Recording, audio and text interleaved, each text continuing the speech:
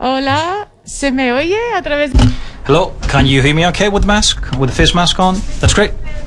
Well, let's try to stay on time, because with the COVID, well, everything's a bit crazy. Well, welcome. We are extremely delighted to be able to hold this event with the Stratosphere and John Waters and Eduardo Casanovas, of course. This is the first event we carry out within the RIZOMA Festival, which is our third edition. And first of all, I want to thank Fundación Telefónica Foundation, for making all of this possible. We're going to hold 2 more events here on Thursday with Cristina García Rodero and María Ángeles Sanchez and a group of amazing photographers to deal with the masquerade, which is the topic of the festival this year. And that's what John and Edu are going to be talking about in a very short period of time. The team from the Telefónica Foundation is amazing. Thank you. I think that everyone working in culture is feeling overwhelmed, and I believe that the participants this year are also involved with the world of culture. So coming here this year to a face-to-face event is amazing, and I want to encourage you to do these, because we've got 36 events and shows all around Madrid. And, well, you're still on time. We have just a few tickets left for the X screen, and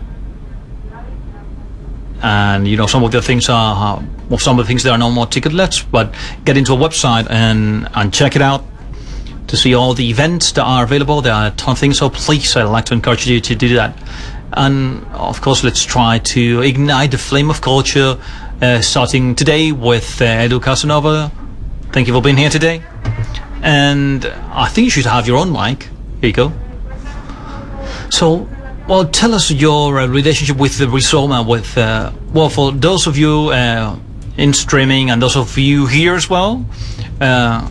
We all know that I'm a huge fan of John Waters, and I'm extremely nervous. I am heavily medicated. So, well, thank you for being here today. Thank you all from home as well. And of course, I agree with everything you've said. I believe that it's extremely important, especially in those days, to have people attending events personally, because that's the only way we've got to keep on going forward and try to save the situation. And is it tomorrow when you are showing the mystery of the Pink Flamingo? So the Mystery of Pink Flamingo is a documentary in which that I'm involved in, and we've got John Waters as well. So if you can, please go watch it. And let's welcome John, right? Yes. Well, that event, there are no more tickets left. So no, please don't go. Now, from 6 to 12 in the X room, we're gonna have Meneo as well there. And then we're going to be screening, and we're going to be showing everything. So there are tickets for some of the things. Yes, there are, but you cannot go to the Mystery of Pink Flamingo. But and be careful, because there aren't many tickets left. And Edu is also part of the jury of our award. And I want to encourage you to go watch it as well. You can watch it in different theaters, movie theaters, and you can also watch that in our own virtual. In filming.es, they are collaborating with many festivals this year, and they are making just what we consider an Olympic effort. And we are also having this new place you can go watch the festival in filming.es. And let's get connected with John. We haven't got much time. We've got a limited amount of time. It's a miracle to have Mr. John Waters close to us. But we don't have much time, so we've got time for 4 questions. Well, I'll leave you to it. Hi, dear John. Take off my mask. I just want you to see it. You got a look of roaches crawling out of my mouth? John, llevo toda mi vida intentando encontrar... John, I've been trying to find all your merchandising behind you. Where can I buy those things that are behind you, or how can I steal it, if I can? The mask or the things behind me? No, la máscara no, todo lo que tienes detrás sobre... No, not the mask, everything you've got behind you, or you've got Divine there, and... Art that fans have sent me through the years, so you're not going to find that. That's all here in my collection. Vaya. Oh, that's a pity. Well, John, as you very well know, we're here in the RIZOMA festival. We're here to talk about masks, and we are here speaking with John Waters. And although you have given a huge hand already, but I would like to ask you once again to give you, well, a more violent a hand for him. If you can make your hands a little bit, so the god of trash, so Mr. John Waters here. It's never enough. There's never enough applause for John Waters. So, well, John, the perfect chat with you would be, if people could stay, would applaud the whole time I'm speaking to you, but that's not possible. But, well, I don't know, I met you, but I don't know if you remember the first time I met you. It was first or second edition of this festival when you came here, for one of your chats here. I was a gay boy who asked you for your signature. Now I'm still a bit of an older gay kid. I hope I hope I can restrain myself and not drop tears while I'm talking to you. I'm heavily medicated, as I'm saying, but how are you feeling, John? Well, and I hope I was gracious. I'm sure I was the first time I met you. But didn't I also meet you? Muy agradable. You were very nice. Eso es. Yes. Eso es en Málaga. John, yo he soñado mucho. Yes, I have dreamed endlessly with it, because in Malaga you didn't have subtitles on screen with your film, and I was kidding myself because we weren't able to watch the film back then. So parts of it, and I've read about it, so I knew it's certainly a kindred spirit. Con eso me conformo. Oh, that's enough of me. Well, we're going to talk about masks, and I think the first question about masks and face masks today, I think that we'll have to do it, and especially I want to ask you as an American citizen, and with everything that's going on in your country, how have you felt for 4 years being having a president seems to have a face, or could you say that his face is actually a mask? He's been called an orange anus. So I guess that's a face. To me, he looks like a white James Brown impersonator who's been under the sun lamp way too long and fell asleep, or is wearing old pancake makeup from 1950s television shows. Sí, pero te preocupa porque... Yes, but just like all the big evils, like Charles Manson, he's one of the big evils in history. Are you afraid of the fact that he becomes a pop icon? He's already a pop icon, but we are turning many evil people into pop icons. I think Trump is already a cult leader. I mean, his followers they don't believe reality. They do whatever he says. Maybe he'll do a Jim Jones. That would be kind of exciting. Desde luego. It would be.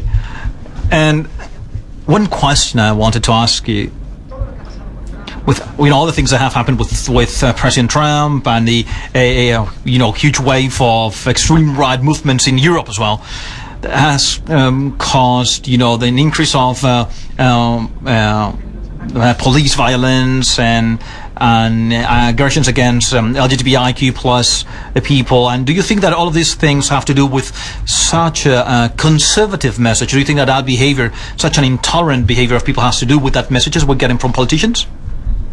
Certainly I do. I think but at the same time, I think the Black Lives Matter organization in America has been the most successful protest since the 60s, really, because they didn't do it once, they did it every day. So I think at the same time, we've had incredible good results from protests in America that I think set an example all over the world too. ¿Y tú crees que nos revelamos como... Do you think that we are protesting as you used to do back in your days? Yes, porque antes lo hacíais... Because you used to do it very well. I don't know if we're missing a bit of radicalism to fight. Black Lives Matter did it very well, and if I was young, I'd probably be in Antifa, but I'm too old to run, and I didn't go to the riots because I didn't want to get the virus. But certainly when I was young, the radicals used humor as terrorism too, and I think that's the one thing that we could use more of today, embarrassing the enemy. making them look like fools in public. That's really good terrorism. That's the only kind I like.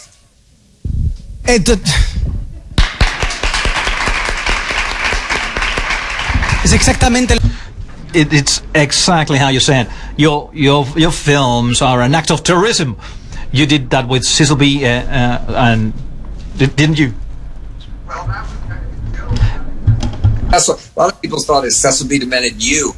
No, because Cecil B. DeMented had no sense of humor about his career. I hope I did. Cecil was the genius of all geniuses, and he was going to change the world. He was more like Trump, really, or Manson, or Jim Jones, or any of the fascist, crazy leaders. But Cecil B. DeMented was supposed to be a comedy, and I'm not so sure that we couldn't use Cecil B. DeMented today in the film business to try to bring it back, because the only movies that seem like they're going to last are these big Hollywood movies that cost $100 million. And I think sometimes we need a little protest against that, too. Totalmente de acuerdo. Completely agree. And John, do you think that in the times we're living, do you think that many young people have had to sort of face a mask to try to hide their true identity or pretend to be people who fit the norm?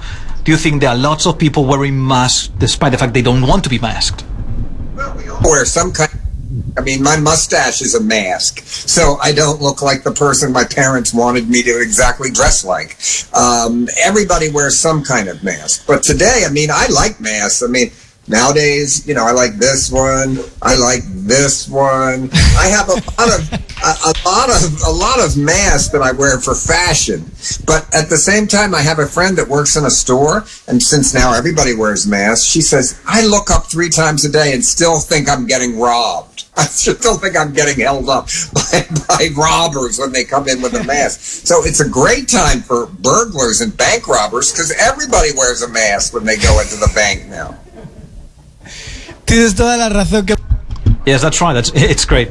Well, John, let's forget about the politics, because I believe that the only interesting thing that has happened has been the Jackie Kennedy dress with, with the bloodstains. So I believe that it's enough politics, and let's talk about a film, which is much more interesting. What do you think?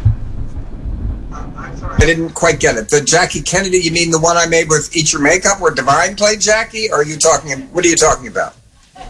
I'm a little confused, the question. No, es que no era una... Nah, that wasn't a question. It was just something I was thinking about. I said that the only thing that was important in politics was Jackie Kennedy's dress with the bloodstains on it. That, I mean, I think, I'm glad when I was young, everybody got assassinated once a week, it seems like. So I'm glad that isn't happening. I never wanted Trump to be assassinated. I wanted him to lose. This is much better. He lost. If anything bad had happened to him from the other side, he would have become a hero. So I love the idea that he's just a loser, finally. And no matter what he says, that will be his legacy. Muy bien. Great, then. Let's forget about that then, and let's talk about film. You know that in film, masks have been used to help actors and actresses, play a certain role and how to use masks, like the case of Mask with Eric Stoltz, or The Elephant Man, with Levi Lynch. Although it's horrible to mention my work in front of you. In my own film, Pieles, which means skins, I also had to use masks and have actors wear masks, so they look different, and you have completely normal actors. And that happened because when we started the process, or the casting process, we realized that there was a lack of actors who had malformations.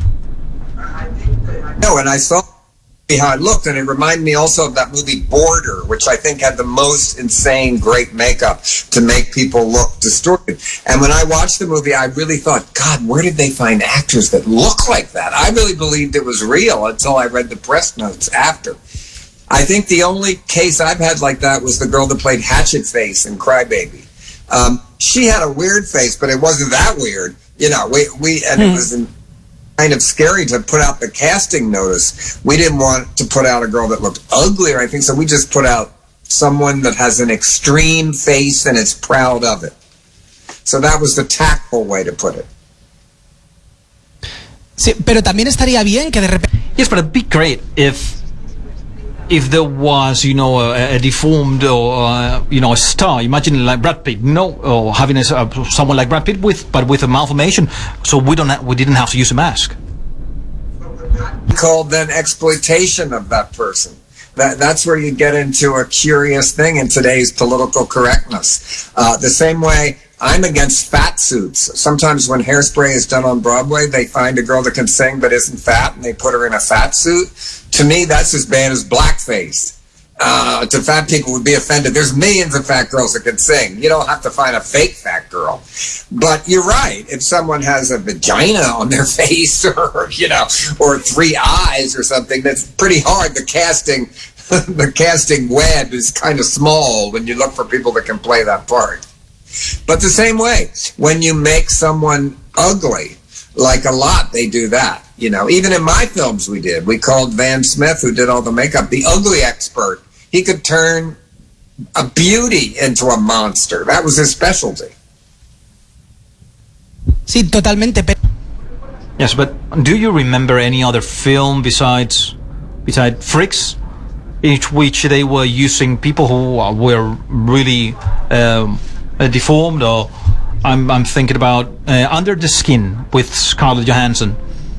But besides those 2 films, I cannot think of any other film like that. Sure there are, but I do research on that. Seguro que las hay.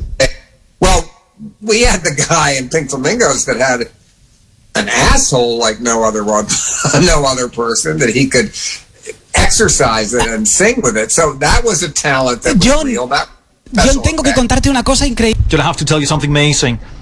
You mean the Pink Flamingos part in which there's a guy who opens his anus tremendously? Is that right? I can do that. Yeah. Yes, I can. You know, I like passive sex, so. Soy tan valiente como tú, John. No, pero te aseguro. No, I'm not as brave as you are, but I can do that. Told me that it was his yoga exercise. That's what he said it really was. That's how he knew he could do it, from yoga. O sea, que no tenía que ver con la homosexualidad. So it had nothing to do with being homosexual. It had to do with doing yoga. And matter of fact, he just died, and I called the obituary writer for the Baltimore Sun and said, I got one for you. Let's see if you can get this one in, right? The guy that played the human asshole, I had never revealed his name because he had a wife, he had a job, he had family. He didn't want it out there. He said, when I'm dead, it's fine. So I called his widow, and I said, can we now out him, really? Can we tell his name? She said, oh, yeah. ¿Y cuál es su nombre? Wrote a really serious long obituary about the guy that was only in film for 10 seconds, but his asshole went down in history. Bueno, yo creo que cada... Well, I think that every frame from Pink Flamingo is part of history. Asshole one is one of the ones that might outlast the others. Oye, John, toda esta conversación, todo esto... Well, John, all those things we're talking about stems from a hot topic right now, which is the fact that you know, cisgender people are playing the role of transsexual people, and I am aware of the fact that life has changed a lot, and what you did when you did it, well, nobody was doing it, and nobody's doing it right now, and nobody will do it, but. Do you think that Divine's role could be in film today and be saved from this polemic? I think that Divine's beyond all of this, but what do you think? Because Divine was not transgendered in any way. He had no desire to be a woman. He wanted to be a monster. When he wasn't making a movie, he didn't dress as a woman. He didn't try to pass as a woman, really. I think Elizabeth Coffey was a transgendered actress I used. That was a hippie girl I knew in Baltimore. That was the first person I ever knew that got the change, and she got it in Baltimore. And she had to buy her own breasts, but welfare paid for her vagina. And in the scene, she shows at first the tits and then the dick, and then she had the operation. And she said, I wanted to own that. I wanted to own. There was no joke. Nobody could ever joke about it again because I owned that joke. And today she's a very much successful, and she is a activist for transgendered senior housing. She turned out great. So I did use it early. It's very different than it is today, where all the gay magazines now are no longer about gay men. They're about the trans world. And things are changing, just like everywhere. John, ¿se escucha? John, can you hear me? Can you hear me okay? Okay. Vale. Great. I wanted to talk about some of your films. In some of your films, you deal with relationships between mother and daughter, like in Female Trouble, Davenport and Alfie Davenport. We've got Divine and Mingstow. They have a very non-conventional relationship. But I would like to talk about an actress that I believe you know and admire. She has a very peculiar relationship with her daughter, Isabel Sarli. You were with her not a long time ago, just shortly before she died. What do you think about her? Well, I was with her in Argentina. I've always been a huge fan. If you look at Female Trouble, you will see Divine certainly looks very much as if Isabel Sarli did in Fuego, the movie. And Isabel Sarli and Armando Bo's films are not known that much in America. They briefly played on the sex theaters in the 70s, but they were not known that much. And Divine and I loved them, and we used to go see them all the time. So I think I was the last person that ever interviewed Isabel Sarli before she died. And she was great. She came out looking, just like Isabel Sarli at 80 or however old she was, but she was still a glamour girl to the end, and I was incredibly thrilled that I got to meet her, and she was a huge influence on Divine and I, certainly. And if you've seen some of the movies, I mean, they're hilarious. I mean, and one time I showed them at San Sebastian. No, I didn't show them. We were in San Sebastian, and they had just like this, simultaneous translation. And they were playing one of her movies, which is called Meat, where she works in a rendering factory, and every day walking to work, she gets raped. So Es increíble esa película. That movie is amazing. Never changes her walk. Every day she gets raped, and every day she goes back and takes the same walk. So it's really politically incorrect. But they had simultaneous translation, and it was a woman that had never seen the film, and she had to say the dialogue, and you could hear her getting madder and madder. And she said, I refuse to say this stuff. Right in the middle of it, she just laughed right in the middle. She wouldn't say the dialogue. So it was kind of funny. But today, those movies, who knows? They're so politically incorrect, but they're still so ludicrous that they're pretty amazing still to me. Sí. Right, also amazing for me. I believe Armando Bois, Isabel Sarli were so politically incorrect and criticized.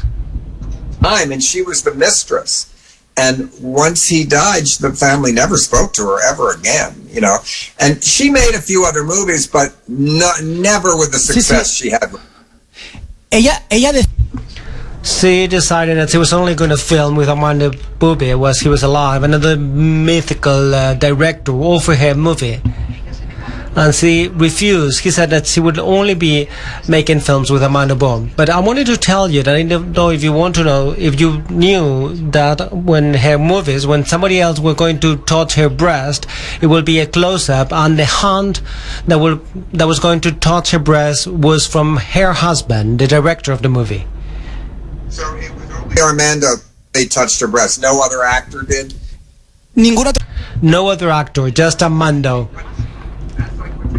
COVID today on sex movies. You kiss and they put a screen in front of you, or you have to wear a fake vagina that's nude, that someone touches it. It's maybe that's going to be coming back. We don't know. Oye, John, do you know the story about Isabel Sarli and her daughter? Do you know the story about it? Me encantaría. I would love to tell you briefly, tell you and the public, because I think you're going to like it. And I would like to know your opinion about that relationship. May I? May I tell you the story? Bueno, pues So I'm going to do that. When Isabel Sarli was 59 years old, she adopted her daughter and she called her with the same name, Isabel Sarli. So mother and daughter had the same name. The media gave it the nickname of Isabelita Sarli to be able to differentiate them, although mother and daughter didn't mind to be similar. Isabelita Sarli, daughter, is right now the same as the mother, although it's not the biological daughter. She had surgery and in her breast and look like her mother.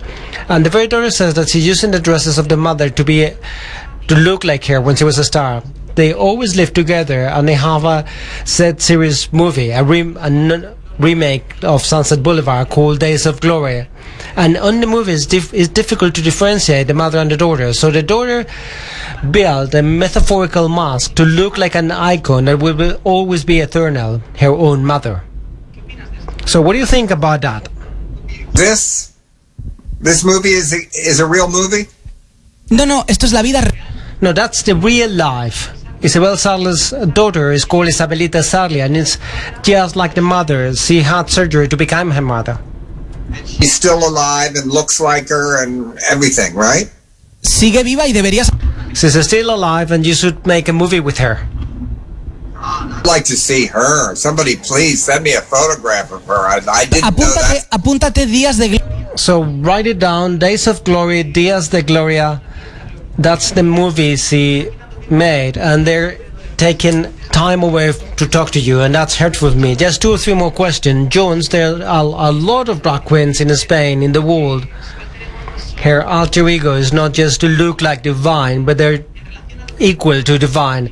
Exactly what I was saying before. Drag queens, as of today, make divine eternal, like Isabel Sarli did with her mother. What do you think about it? I think it's extreme, certainly, and it makes a great movie, and it's a great idea, but I don't know how healthy it would be. I don't know what a shrink would say about it. I'm sure Isabel Sr., she approved of it probably. It was the ultimate fan. Her daughter dressing like her. I mean, Divine had certainly a lot of people that could do her really well. I've seen ones that make the hair on my neck stand up. They look so close when they come in to different events. I do. And so I think it's a tribute, certainly. I don't know, when it's your own daughter, that becomes Freudian in a way that might even stump him. Tiene mucho de It has a lot of psychoanalysis, but I'm sure there are people who should be eternal. Isabel Sarli, divine, and of course you, John. We have to finish the talk now, so we can have 4 questions from the public, from the audience. But before we finish, I would like to ask you the last question. John, please, when are you going to give us another movie? Is that possible? It's possible, and I can't tell you, but I'm about ready to sign a development deal for a movie that very well could happen. So we'll see.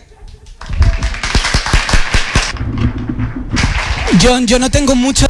John, I don't have a lot of money, and my only passion is to direct movies. But if you come to Spain, I will sell my house so you can have your movie.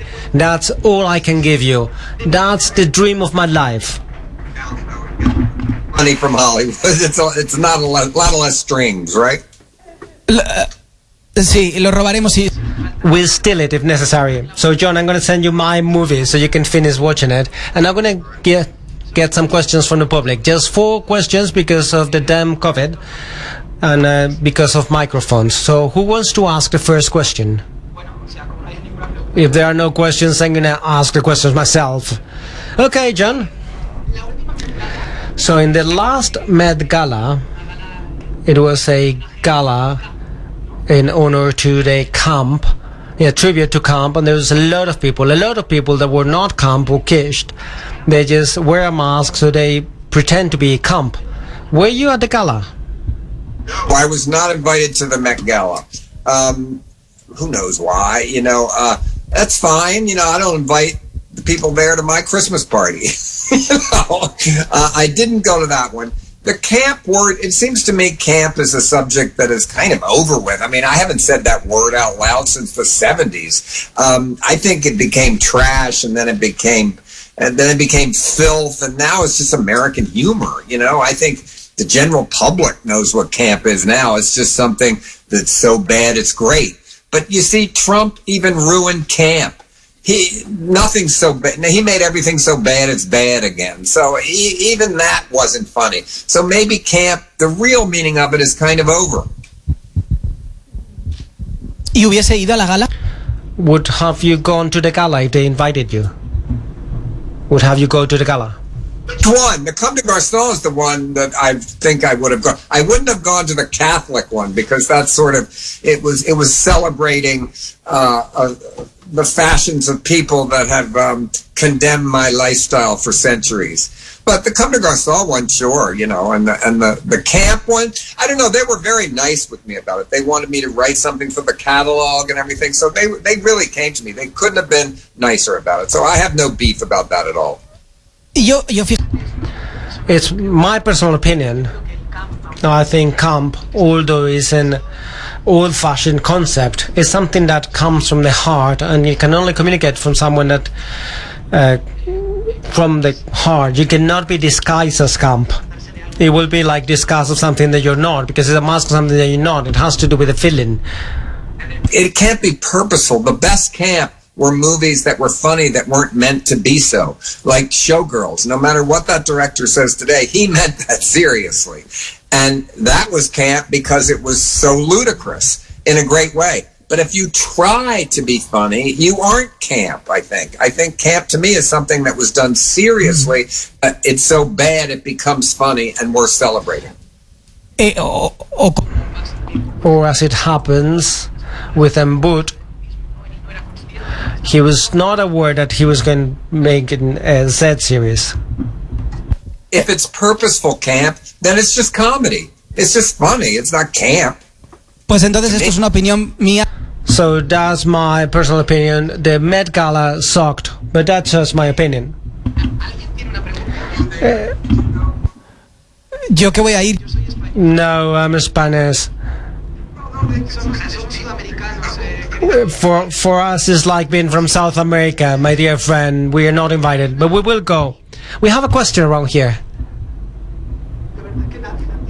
Nobody has a question, but I'm really happy that nobody wants to ask a question because I can ask the questions. John, there's something I would like to tell you. Do you have an Instagram? Do you know Instagram? I don't have one, but I know harder to reach. Because then I'd give away all my material and I have nothing to put in my books or my shows or my movies. Pues hay una cosa So there's an amazing thing in Instagram, and I think you're going to be fascinated. Instagram has filter, and you can apply the filter, and you can deform your filter. And there's one of the filter for my movie, Pieles, Skins, who's a malformed character with the nanos on the face. And of course, I'm copying you, and you can ask for copyrights for this. So teenagers record themselves and they apply the filters, and what they have started doing is that they have surgery so they look like the filters from Instagram. That's, I guess, operados. That's just beyond tattooing and branding and piercing. It's the next step, isn't it? After you get your earlobe stretched and everything, then, you know, maybe you get those lips with plates in them. You know what I mean? That's the next step. And after that, you get your eyes switched or your ears reversed or your ear put on your head. Tal cual. Surrealism. Just like that. Y ahora quieren prohibir. And now they want to ban Instagram filters so teenagers don't have surgery. So do you think teenagers should have surgery and have the face they want to have, or they should ban filters? What do you think? Are too young to get surgery. But if you're an adult and you want to get an anus on your forehead, go ahead. You know, I had a thing in one of my movies in Pink Flamingos where somebody called somebody cunt eyes, something I still don't get what that's supposed to mean. But people have sent me eyes and vaginas put together, things they've made and everything. So I have one on my desk that a fan sent me. So yes, I understand the urge to alter your face surreally, yes. Muy bien, John. Good, John. So I think that's about it, Gabriela, right? That's it. I was very happy, John. Thank you. And Gabriela is here. She's the boss. John, I would like to ask, can you hear me, John? Ask Gabriela. ¿Qué tal la So how was the experience? Because over here, we really are doing something very complex from a technological point of view, and I didn't warn you, but we are being able to do, I think it's the first time we do that in the Telefónica Foundation, probably the last one, because you've been talking about vaginas and anuses for a long time. So it's the first time we managed to have a simultaneous translation, so John, without having to wear earplugs. So can you hear us properly? ¡Ay, qué bien! ¿Lo has pasado bien? Did you have a good time? Thank you. See you. Thank you, John. Thank you. Thank you, Edu. Thank you for coming.